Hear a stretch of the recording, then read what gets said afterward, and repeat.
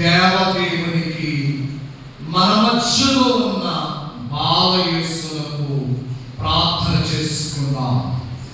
దేవుని మహాకృప ద్వారా ఈ 2024వ సంవత్సరము ఈ డిసెంబర్ నెలలో మనము ఈ 3వ ఆదివారంలోనికి దేవుడు మనం తీసుకుని వచ్చిన వారైనారు కనుక అందును బట్టి దేవుని వైపే చూస్తూ ఏ ఉద్దేశంతో దేవుని మందిరానికి వచ్చాము.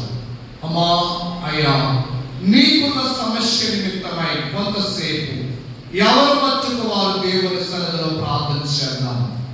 దేవుని సన్నిధిలో కన్నీరు కార్చొచ్చు, 2 చేతులను జోడించి అనారోగ్యముతో బాధపడుతున్నావా? ఎంతమంది వైద్యుల దగ్గరికి వెళ్ళినా నీకున్న అనారోగ్యము కుదరవడం లేదా? ఇదిగో పరమ వైద్యుడు యేసయ్య వద్దకు వచ్చావు. నిన్ను స్వస్థపరచు యెహోవా నీవే అని మాట్లాడు దేవుని దగ్గరికి వచ్చావు కనుక నీ వ్యాధి ఏదైనా దేవుడు బాగు చేయబోతున్నారు కనుక దేవునికి ప్రార్థన చేయి. అయ్యా, మా బిడ్డలకు వయసు దాటిపోతుంది, వివాహములు జరగడం లేదు అని ఉక్కిరిగిపోతున్నట్లయితే ఈ ఉదయకాల సమయంలో దేవదేవునికి మొరపెట్టు. అయ్యా, దైవజనుడు ప్రార్థనా మంజరి పుస్తకములో యుక్త సమయమున పెళ్లి సమకూడద వలన దేవుడు మీకు తగిన కాలమందు మంచి చెంతను సిద్ధపరచును గాక అని అయ్యాను ప్రార్థించాను. మరి మీ కుమారుల కొరకు మీ కుమార్తెల కొరకు కన్నీటితో దేవుని సన్నిధిలో ప్రార్థన చేద్దాం. ప్రార్థన చేసుకునండి. అయ్యా, మా కుమారులకు చక్కని కుమార్తెలను, అయ్యా మా కుమార్తెలకు చక్కని కుమారులను స్వామి జతపరిచి మరలా వచ్చే ఏడాదిలోపు మీ సన్నిధిలో మేము సాక్షులుగా నిలవడాలి దేవాని ప్రార్థన చేయి. అమ్మా, ఇదిగో దేవా నీకు స్తోత్రములు తండ్రి. వ్యాపారముల కొరకు ప్రార్థన చేసుకుంటున్నావా? వ్యాపారము మందముగా ఉంటుందని బాధపడుతున్నావా? నీ వ్యాపారమును దేవుడు వృద్ధిలోనికి తీసుకురాబోతున్నారు. దీవెనలు జాతిలో దీవించే స్థలములోనికి వచ్చావు కనుక ఈ స్థలంలో దీవెన సమృద్ధిగా ఉంటుంది కనుక మోకాళ్ళు వేసి నీవు చేయించిన వ్యాపారములు, నీ భర్త చేయించిన వ్యాపారముల కొరకు, నీవు చేయించిన వ్యాపారముల కొరకు ప్రార్థన చేసుకో. యేసయ్యా, యోసేపు వ్యాపారములు మీరు ఎలా ముందులోనికి తీసుకుని వచ్చారు. యేసు, నా మా వ్యాపారములను స్వామి అభివృద్ధి చేయదేవాని దేవుని సన్నిధిలో ఈ మధ్యాహ్నకాల సమయం దేవుని సన్నిధిలో ప్రార్థన చేద్దాం. యేసయ్యా, నీకు స్తోత్రాలు. ఇదిగో మా బిడ్డలు అయ్యా విద్య కొరకు ప్రార్థన చేస్తున్నామని ఒకవేళ వచ్చినట్లయితే ఇదిగో దైవజనుడు దేవదాసు ప్రార్థించారు. మా బిడ్డలు విద్యార్థులుగాను, విద్యావంతులుగాను, విద్యావంతులు ఉద్యోగవంతులుగా చేయదేవాని తండ్రి ప్రార్థించిన వారైతుండగా మీ బిడ్డల విద్యల కొరకు మా ప్రార్థన చేద్దాం.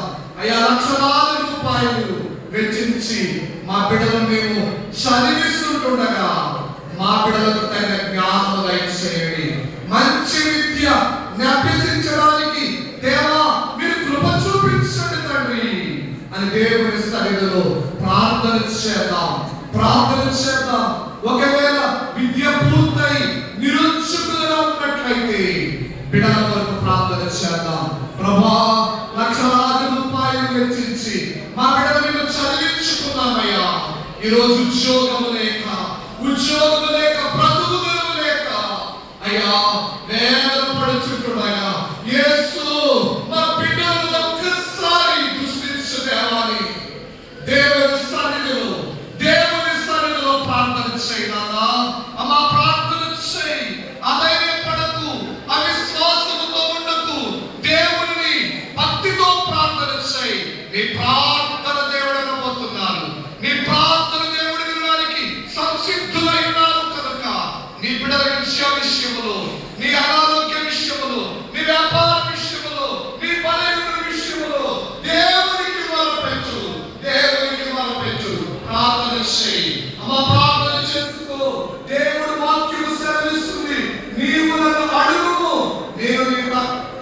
ఇచ్చేదను, నీవు మొరపెట్టుము నేను నీకు ఉత్తరమిచ్చేదను అని ప్రభు సెలవిస్తున్నారు. నీవు ఇదిగో నీ బిడ్డలకు సంతానం లేక ఎదురు చూస్తున్నావా? అయ్యో మా బిడ్డలకు వివాహములై అనేక సంవత్సరములు అయిపోతున్నాయి, గర్భఫలము లేదని బాధపడుచు దేవుని సన్నిధికి వచ్చినట్లయితే ఇదిగో ఈ ఆరాధనలో దేవుడు తన కృపను, అమ్మా దేవుని వల్ల నీవు కృప పొందితివి, దేవుని వల్ల నీవు కృప పొందితివి అన్న వాక్కు నీ బిడ్డల జీవితంలో ఓ అన్నవలే మందిరములోనికి వెళ్ళి ప్రార్థన చేసిన ఎలాగైతే అన్నాకు దేవుడు గర్భఫలం ఇచ్చారు, నీ బిడ్డలకు కూడా దేవుడు గర్భఫలం ఇవ్వబోతున్నారు. దేవుడు గర్భఫలం ఇవ్వబోతున్నారు కనుక నీవు ప్రార్థన చేసుకో దేవుని సన్నిధిలో. యేసయ్యా మూయబడిన గర్భ ద్వారములు తెరవండి తండ్రి అని నీవు ప్రార్థన చేసుకున్నట్లయితే నీ ప్రార్థన దేవుడు వినబోతున్నాడు. దేవుని అడుగుదా, దేవుని సన్నిధిలో అయ్యా అనేకమైన సమస్యలయ్యా, అనేకమైన బాధలయ్యా, అనేకమైన వ్యాధులు తండ్రి, నా ఇంటిలో శాంతి లేక, నా ఇంటిలో సమాధానం లేక, నా ఒంటిలో ఆరోగ్యం లేక దేవా మీ సన్నిధిలోనికి వచ్చాను తండ్రి. మీకు స్తోత్రములు దేవాని దేవుని సన్నిధిలో ప్రార్థన చేయి.